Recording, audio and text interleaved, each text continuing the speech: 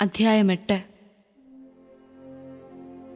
സഹോദരരെ, മക്കദോനിയയിലെ സഭകളിൽ വർഷിക്കപ്പെട്ട ദൈവകൃപയെക്കുറിച്ച് നിങ്ങൾ അറിയണമെന്ന് ഞങ്ങൾ ആഗ്രഹിക്കുന്നു. എന്തെന്നാൽ ക്ലേശങ്ങളുടെ തീവ്രമായ പരീക്ഷയിൽ അവരുടെ സന്തോഷാധിക്യവും കൊടിയ ദാരിദ്ര്യവും ഉദാരതയുടെ സമ്പത്തായി കരകവിഞ്ഞൊഴുകി. അവർ തങ്ങളുടെ കഴിവനുസരിച്ചും അതിൽ കവിഞ്ഞും തുറന്ന മനസ്സോടെ ദാനം ചെയ്തെന്ന് സാക്ഷ്യപ്പെടുത്താൻ എനിക്ക് സാധിക്കും.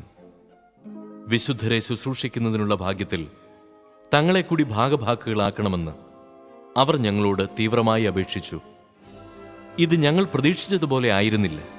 പ്രത്യുത ആദ്യമേ തന്നെ അവർ തങ്ങളെ തന്നെ കർത്താവിനും ദൈവഹിതമനുസരിച്ച് ഞങ്ങൾക്കും സമർപ്പിച്ചു.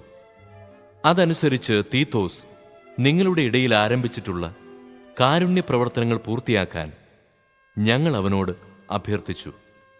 നിങ്ങൾ എല്ലാ കാര്യങ്ങളിലും വിശ്വാസത്തിലും പ്രഭാഷണത്തിലും വിജ്ഞാനത്തിലും സമ്പൂർണമായ ഉത്സാഹത്തിലും ഞങ്ങളോടുള്ള സ്നേഹത്തിലും മികച്ചു നിൽക്കുന്നതുപോലെ ഈ കാരുണ്യ പ്രവർത്തനങ്ങളിലും മികച്ചു നിൽക്കുവിൻ.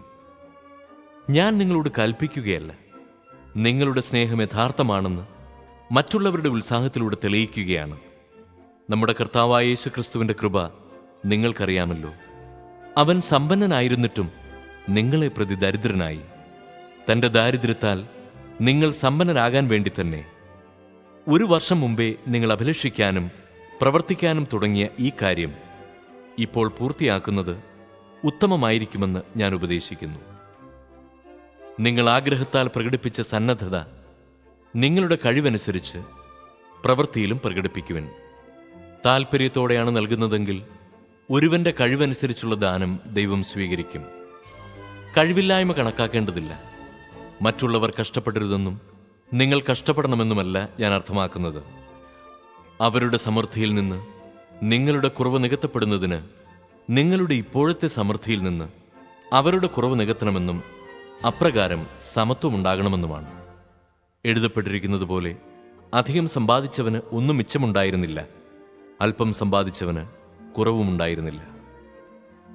നിങ്ങളെക്കുറിച്ച് ഇത്തരത്തിലുള്ള ആത്മാർത്ഥമായ താൽപ്പര്യം തീത്തോസിന് ഹൃദയത്തിൽ ഉദിപ്പിച്ച ദൈവത്തിന് ഞാൻ നന്ദി പറയുന്നു.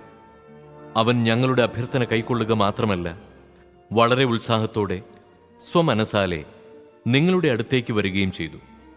സുവിശേഷ പ്രഘോഷണത്തിന് എല്ലാ സഭകളിലും പ്രസിദ്ധി നേടിയ ഒരു സഹോദരനെയും അവനോടുകൂടെ ഞങ്ങൾ അയച്ചിട്ടുണ്ട്.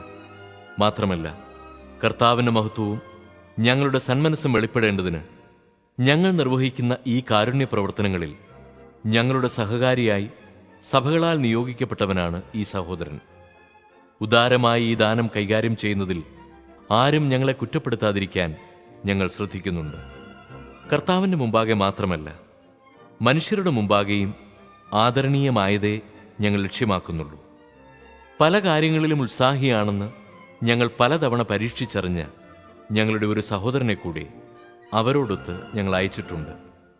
നിങ്ങളിലുള്ള ഉത്തമ വിശ്വാസ നിമിത്തം ഇപ്പോൾ അവൻ പൂർവോപരി ഉത്സാഹിയാണ്.